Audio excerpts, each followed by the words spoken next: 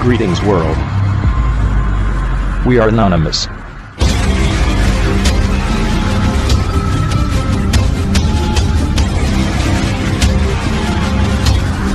Greetings world. It's me, Anonymous Barbie. Who runs the world?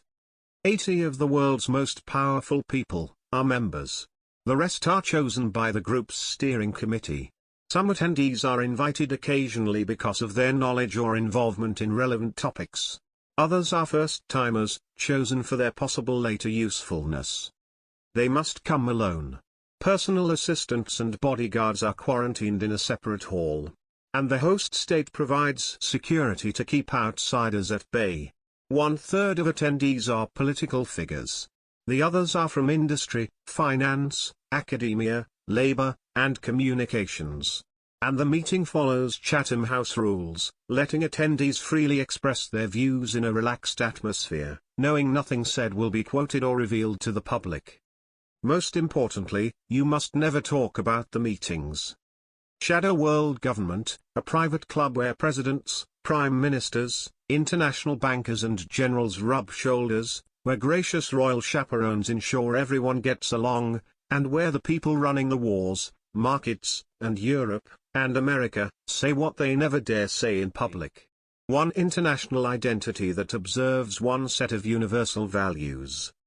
Centralized control of public opinion through propaganda. A new world order with rulers, subjects, and the illusion of democracy. A zero-growth society without prosperity or progress, only greater wealth and power for the rulers. Manufactured crises and perpetual wars. Establishing the UN as a de facto world government. Making NATO a world military. The ultimate goal, a one-world government with a single, global marketplace, policed by one world army, and financially regulated by one world bank.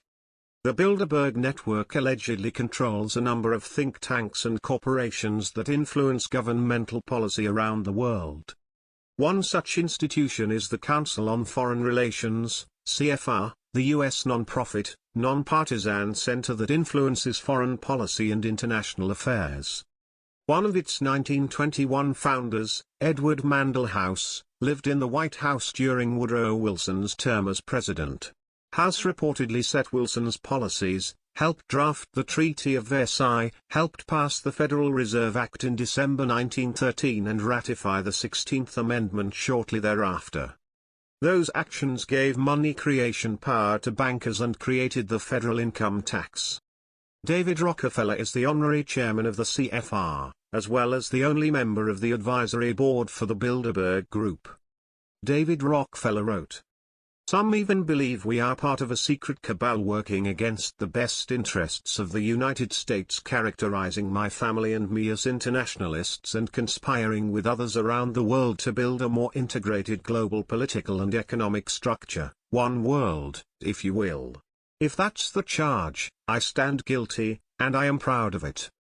Many presidential candidates were also CFR members, including Herbert Hoover, Adlai Stevenson, Dwight Eisenhower, Richard Nixon, Gerald Ford, Jimmy Carter, George Bush Sr., George Bush Jr., Bill Clinton. The groups are also responsible for spawning a huge number of CIA directors and Treasury secretaries. So clearly, the Bilderbergs have considerable influence in the United States and the world at large. And they're not the only ones. Evidence of the group's occult practices hides in plain sight. The Freemasons' symbol of a compass and a square form a pentagram.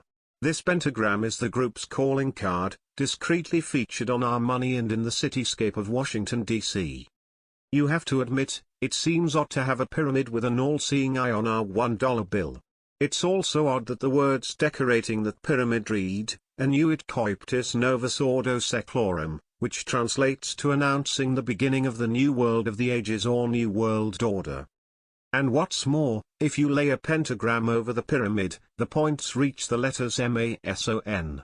Clearly, the group has infiltrated every aspect of society, consolidating power at both the federal and local level. But what is the ultimate goal? The accumulation and perpetuation of their power and influence, for one. OP Illuminati re-engaged. We are anonymous. We are legion. We do not forgive. We do not forget. Expect us.